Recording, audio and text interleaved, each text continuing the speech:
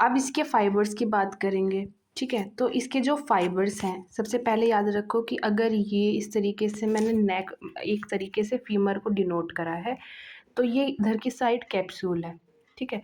तो कैप्सूल के antero superiorly, ठीक है, एंटीरो सुपीरियरली सबसे ज़्यादा टेंशन है इस कैप्सूल के अंदर। इसके अलावा अगर मैं पोस्टीरियरली, अब मैं डॉटेड से बना रही हूँ, यानी कि पोस्टीरो इन्फीरियरली की बात कर रही हूँ, तो यहाँ पर जो कैप्सूल है वो थिन है, ठीक है।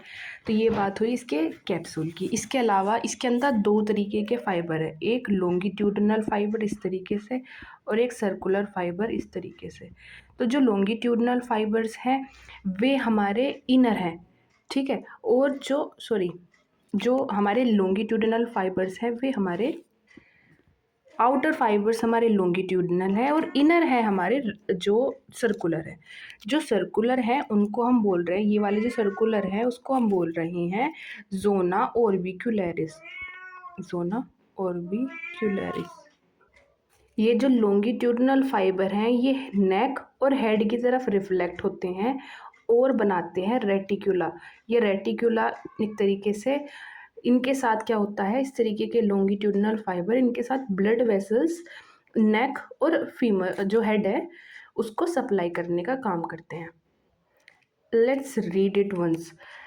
The outer surface outer fibers are longitudinal while the inner circular fiber are zona orbicularis। वही पढ़ा हमने। longitudinal fibers are reflected along the neck as reticula carrying blood vessels to the head and neck of the femur। अब the synovial membrane, अब जो हमारा capsule है उसके just adjacent होता है साइनोवियल मेम्ब्रेन, तो उसकी कुछ प्रॉपर्टीज बताइए। The synovial membrane lines the fibrous capsule intra capsular neck both surfaces of labrum, transverse ligament and fat in the acetabular fossa। एक बार देखते हैं किस किस चीज़ को सराउंड करता है। तो सबसे पहले फाइब्रस कैप्सूल की बात करी, इसके अलावा इंटर कैप्सुलर नेक, जो भी नेक का पार्ट फीमर का जो अंदर की तरफ आ रहा है तो उसको भी ये क्या करता है, लाइन करता है। इसके अलावा बोथ सरफेस, एसिटाबुलम लैब्रम के दोनों सरफेसेस, ठीक है, एक साइड तो हमारा क्या होगा आर्टिकुलर ल्यूनेट सरफेस की तरफ आ रहा होगा और एक एक एंटीरियरली भी दिखा रहा होगा वो, तो दोनों साइड को कवर करता है, ठीक है। इसके अलावा ट्रांसवर्स लिगामेंट जो कि नीचे की साइड थी उसको भी, और जो फैट प्रेजेंट है फोसा के अंदर उसको भी लाइन करता है। तो किस क्या क्या पार्ट हुआ, तो इसने पार्ट करा एक तो फाइब्रस कैप्सूल को, ठीक है। इसके अलावा एस्टाबुलर लैब्रम भी देखा हमने, एसिटाबुलर लैब्रम के दोनों सरफेसेस को।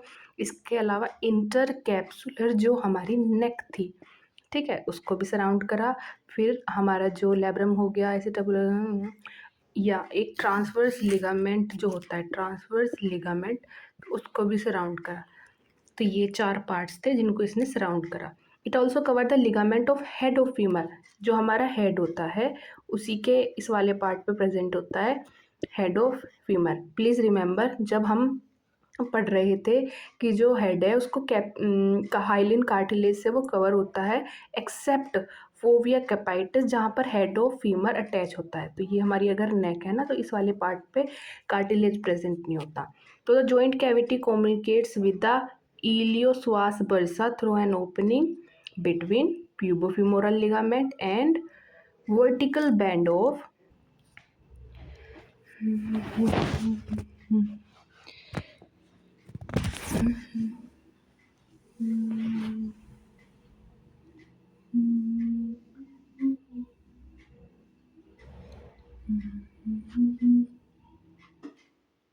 ये हिप बोन का सजाइटल सेक्शन है और हम इसको लेटरल साइड से देख रहे हैं, ठीक है।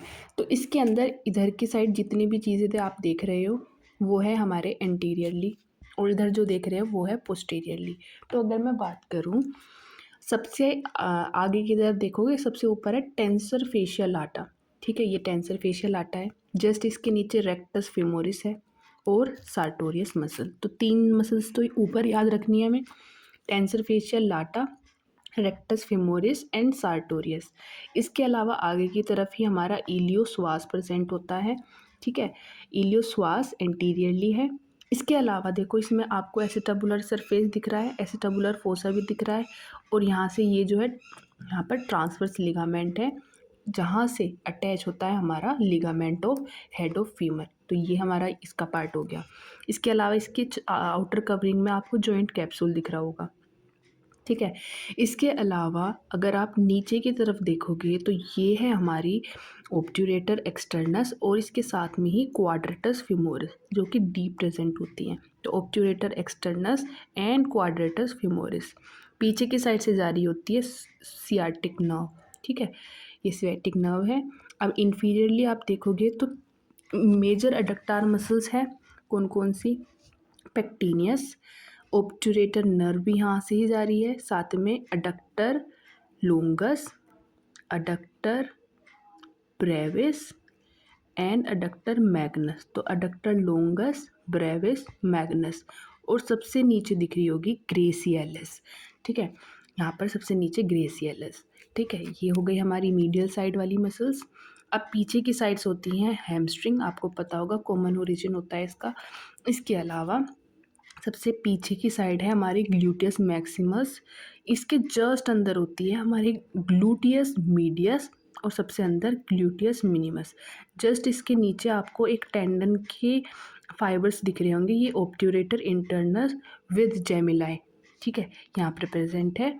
इसके अलावा कुछ टेंडर्स यहाँ पर भी दिख रहे हैं आपको, ठीक है।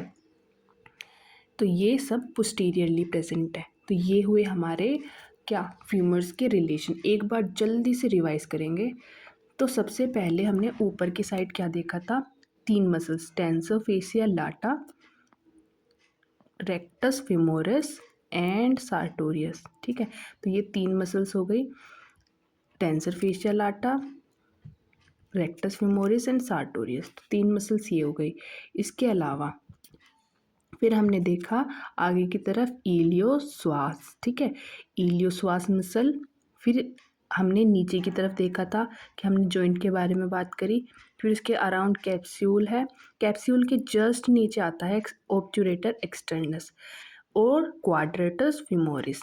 नर्व देखी थी पीछे की साइड सियाटिका, और 4 मसल्स की बात करी थी पहले, pectineus, adductor longus, adductor brevis and adductor magnus, और नीचे की तरफ ग्रेसियलिस। पीछे सबसे बड़ी मसल ग्लूटियस मैक्सिमस, फिर मीडियस, फिर मिनिमस एंड नीचे की तरफ ये पायरिफॉर्मिस है। Oh I forgot the name. उसके बाद यहाँ क्वाड्रेटस के टेंडन दिख रहे हैं, ऑब्ट्यूरेटर के टेंडन। और ये बात हुई हमारी हैमस्ट्रिंग की, और यहाँ पर हमने टेंडन देख लिए। Yes, we cover it. ऊपर की तरफ हमने देख लिया था 3 टेंडन्स, 3 ओरिजिन्स। तो ये हमारे हिप जॉइंट का रिलेशन है। तो हमने एंटीरियरली क्या क्या देखा, इलियोश्वास का टेंडन देखा था, बर्सा भी था वहाँ पे, ठीक है। वेन्स देखी थी, femoral when, artery and when nerves. देखो फिमोरल वेन भी, आर्टरी भी और नर्व भी, तीनों एंटीरियरली प्रेजेंट है। इलियोश्वास का टेंडन भी आगे की प्रेजेंट है क्योंकि वो तो हिप जॉइंट का फ्लेक्शन कराता है। Posteriorly obturator externus, quadratus femoris, obturator internus, gemelli and piriformis. तो ये डीप मसल्स थी। इसके अलावा सियाटिक नर्व और ग्लूटियस मैक्सिमस भी देखी थी, ठीक है। इसके अलावा सुपीरियरली क्या था, head, reflected head of rectus femoris. 2 head होते हैं ना, रेक्टस फिमोरिस का, उसका रिफ्लेक्टेड हेड यहाँ से ये सुपीरियरली था। इसके अलावा gluteus minimus, medius and gluteus maximum का कुछ पार्ट। इन्फीरियरली हमने कुछ मसल्स देखी थी जैसे पेक्टिनियस, ऑब्ट्यूरेटर एक्सटर्नस, ग्रेसियलिस, लोंगस, ब्रेविस, मैग्नस और हैमस्ट्रिंग, ठीक है। तो हमने डायग्राम से कवर कर लिया, एक बार रीड कर लिया, तो आई होप आपको याद हो गया होगा। अब आगे देखते हैं इसकी ब्लड सप्लाई। तो ब्लड सप्लाई में हमने 2 तो देख ली थी, एक ऑब्ट्यूरेटर आर्टरी और मीडियल सर्कमफ्लेक्स फीमोरल आर्टरी जो कि हमारे हेड को सप्लाई कर रही थी। इसके अलावा लेटरल भी है, superior and inferior gluteal arteries भी हैं। और रेटिकुलर आर्टरीज देखी थी, जो कि हमने रेटिकुला जो था उसका लॉन्गिट्यूडनल फाइबर्स ऑफ कैप्सूल, तो वहाँ से वे अंदर जा रही थी और हेड और नेक को सप्लाई कर रही थी। इसके अलावा the area near the fovea capitis is supplied by acetabular branches of obturator and medial circumflex arteries. ये हमने देख लिया था, वही जो हमने अभी ऊपर देखा, ठीक है। इसके अलावा इसकी नर्व सप्लाई की बात करेंगे तो जो फीमोरल नर्व है, ठीक है, वो रेक्टस, जब वो रेक्टस फीमोरिस को सप्लाई करती है तभी वो हिप जॉइंट को भी सप्लाई करती है। साथ में एंटीरियर डिवीजन ऑफ ऑब्चुरेटर नर्व, ठीक है, नर्व टू क्वाड्रेटर फीमोरिस, इसके अलावा सुपीरियर ग्लूटियल नर्व, तो ये सभी नर्व सप्लाई करती है। लिख के देखें एक बार। तो हमने सबसे पहले आर्टरीज कौन कौन सी पढ़ी थी? ऑब्चुरेटर आर्टरी, ठीक है, medial and lateral circumflex arteries, इसके अलावा superior and inferior gluteal arteries, reticular arteries. तो ये सारे पार्ट हो गए हमारे इसके ब्लड सप्लाई के।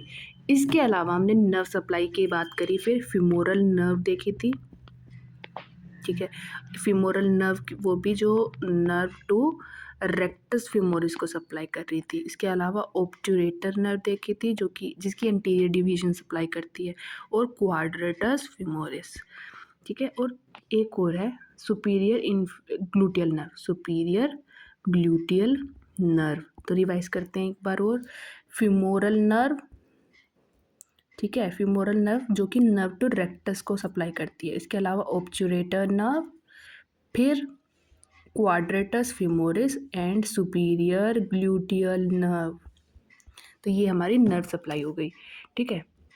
इसके अलावा मूवमेंट्स कौन कौन से प्रेजेंट होते हैं? तो सबसे पहले वेट, फ्लेक्शन एंड एक्सटेंशन। देखो ये हमारी बॉडी है, ठीक है, तो इन्होंने विद एक्सिस बताया है, तो हम भी उसी तरीके से समझने की कोशिश करेंगे। तो ये हमारी बॉडी है, ये हो गया हमारी ट्रांसवर्स एक्सिस, या चलो साइड व्यू से देखते हैं एक बार। देखो ये साइड व्यू है, तो इसमें जो ये इस तरीके से आप देख रहे हो, ऊपर से नीचे जो जाएगी वो होगी हमारी वर्टिकल एक्सिस, ये हो गई हमारी इंटीरो पोस्टीरियर एक्सिस, ठीक है, और एक होगी हमारी जो इस तरीके से जा रही होगी, यानी साइड टू साइड, इसे बोलेंगे ट्रांसवर्स एक्सिस। तो जो ट्रांसवर्स एक्सिस है, मेन आप करके देखना, हमारी बॉडी को जो अपर और लोअर पार्ट में डिवाइड कर रही होगी, उसके सेंटर से जा रही, इस तरीके से आप समझ सकते हो। तो हिप जॉइंट का जो फ्लेक्शन एंड एक्सटेंशन होता है वो हमारा इस वाली एक्सिस पर होता है, इन ट्रांसवर्स एक्सिस। तो ये आगे की साइड और पीछे की साइड इस वाली ट्रांसवर्स एक्सिस पे जाएगा। अबडक्शन एंड अडक्शन हमारा होता है एंटीरो पोस्टीरियर एक्सिस। एक्सिस क्या होता है? यानी एक ऐसा पॉइंट जहाँ से मतलब मूवमेंट उसका हो रहा हो, ठीक है, मूवमेंट होता हो। तो अगर ये मेरी एक्सिस है तो इसके अराउंड की मैं बात कर रही हूँ, ठीक है। तो जो हमारा फ्लेक्शन एंड एक्सटेंशन है वो तो होता है in transverse axis, abduction and adduction होता है इंटीरियर पोस्टीरियर एक्सिस, और मीडियल एंड लेटरल, क्योंकि वो तो वर्टिकल की बात हो गई ना, medial rotation and lateral rotation, तो वो होता है हमारा इन वर्टिकल एक्सिस। इसके अलावा सरकमडक्शन भी होता है, सरकमडक्शन सारे मूवमेंट्स का कॉम्बिनेशन होता है, ठीक है। अब इसकी बात करेंगे कि कौन कौन सी मसल्स कराती हैं। तो हमारा फ्लेक्शन कराने वाली मेन मसल्स है श्वास मेजर एंड इलियकस। तो इलियोश्वास हम बोलते हैं, तो वे दोनों मिलकर फ्लेक्शन कराते हैं हिप जॉइंट का। एक्सटेंशन कराती है ग्लूटियस मैक्सिमस एंड हैमस्ट्रिंग, ठीक है। इसके अलावा जो अडक्शन कराती है चीफ मसल कौन सी है? लोंगस, ब्रेविस एंड मैग्नस, जो कि हमने रिलेशंस में सबसे नीचे की साइड देखी थी, ठीक है। इसके अलावा अबडक्शन कौन कराती है? Gluteus medius and minimus. Medial rotation कराती है टेंसर फेशिया लाटा और ग्लूटियस मीडियस एंड मिनिमस के एंटीरियर फाइबर्स, ठीक है। लेटरल रोटेशन कराती हैं टू ऑब्टूरेटर्स, एक्सटर्नस एंड इंटरनस, दोनों जेमिलाई एंड क्वाड्रेटस फिमोरिस, ठीक है। तो ये सब मसल्स कराती हैं हमारा लेटरल रोटेशन। तो एक बार जल्दी से रिवाइज करते हैं पहले से। तो हमने सबसे पहले फ्लेक्शन देखा, फ्लेक्शन कराती है इलियोपसॉस मसल, ठीक है। इसके अलावा हमने देखा एक्सटेंशन, एक्सटेंशन कराती है हमारा ग्लूटियस मैक्सिमस एंड हैमस्ट्रिंग, ठीक है। इसके अलावा अडक्शन कौन कराती है, 3 मसल्स बताई थी अडक्शन के लिए, ठीक है। एक लोंगस, ब्रेविस एंड मैग्नस, ठीक है। इसके अलावा फिर हमने देखा था मीडियल रोटेशन, मीडियल रोटेशन कराती है टेंसर फेशियल लाटा एंड जो एंटीरियर फाइबर थे ग्लूटियस मीडियस एंड मिनिमस के, ठीक है। और लेटरल रोटेशन करा देती हैं 2 ऑब्ट्यूरेटर्स और 2 जेमिलाई एंड क्वाड्रेटस फीमोरिस। दोबारा से रिपीट करते हैं, फ्लेक्शन इलियोपसॉस, ठीक है। एक्सटेंशन कराएगी हमारी ग्लूटियस मैक्सिमस एंड हैमस्ट्रिंग। फिर कौन सा आएगा, एडक्शन, एडक्शन लोंगस कराएगी, ब्रेविस कराएगी और मैग्नस कराएगी, ठीक है। फिर हमने देखा था अबडक्शन, मीडियस एंड मिनिमस और लेटरल रोटेशन कराएंगी काफ़ी सारी मसल्स, 2 ऑब्ट्यूरेटर्स थे, 2 जेमिलाइज थी, ठीक है, और क्वाड्रेटस फीमोरिस। और मीडियल रोटेशन कराएगी tensor fascia Lata and anterior fibres of gluteus medius and minimus, ठीक है। तो ये हमारी मसल्स हो गई। किसी भी जॉइंट को पढ़ने से के बाद हमें उसकी क्लिनिकल एनाटॉमी ज़रूर देखनी चाहिए। तो सबसे पहला है इसमें कंजेनाइटल डिसलोकेशन। तो कंजेनाइटल डिसलोकेशन क्या होता है, यानी कि जब बेबी ग्रो कर रहा होता है इन द चिल्ड्रंस, ठीक है, उसके बाद क्या होता है, जो एस्टेबुलर का जो हेड है, सॉरी, जो हमारा फीमर का हेड है, वो हमारा एसिटाबुलम के ग्लूटियल जो पेल्विक बोन है उसके ग्लूटियल सरफेस की तरफ स्लाइड हो जाता है। क्यों, क्योंकि एसिटाबुलम उस साइड से ज़्यादा डेवलप नहीं हुआ होता।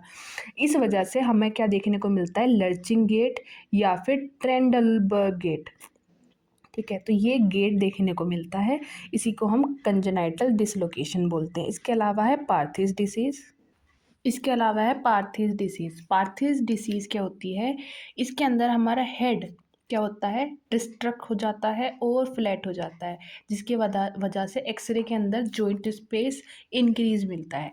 कोक्सा वेरा एक कंडीशन है जिसके अंदर नेक एंड शाफ्ट का एंगल रिड्यूस हो जाता है, ठीक है। चिल्ड्रन के अंदर 150 डिग्री, अडल्ट में कितना होता है, 127 डिग्री होता है नॉर्मल। तो इससे अगर रिड्यूस हो जाएगा तो उसे बोलेंगे कोक्सा वेरा। अगर यही एंगल इंक्रीज हो जाए तो इसको बोलते हैं कोक्सा वेल्गा। तो अगर रिड्यूस हो जाए तो कोक्सा वेरा और इंक्रीज हो जाए तो कोक्सा वेल्गा। अब डिसलोकेशन क्या होता है, डिसलोकेशन ऑफ हिप, जब हेड अपनी जगह से शिफ्ट हो जाए तो उसको हम कहेंगे डिसलोकेशन, ठीक है। अब मोस्ट कॉमन क्या होता है, पोस्टीरियरली, एंटीरियर लेस कॉमन और सेंट्रल काफ़ी रेयर होता है। इसके अलावा अगर हिप जॉइंट के अराउंड इंजरीज हो जाएं तो इसकी वजह से लिम्ब शॉर्टनिंग हो सकती है, ठीक है। हम नापते कहाँ से हैं, ASIS से लेते हैं, फ्रॉम ASIS कहाँ तक, अप टू मीडियल मेल्यूलस, ठीक है। तो इससे हम अपने लेग की लेंथ नाप सकते हैं। इसके अलावा हिप की डिसीज़ कैसे कैसे, जैसे कि ट्यूबरक्लोसिस, इसकी वजह से रिफर्ड पेन होता है नी में भी, ठीक है, और जो कि दोनों जॉइंट को सप्लाई करती हैं, ठीक है।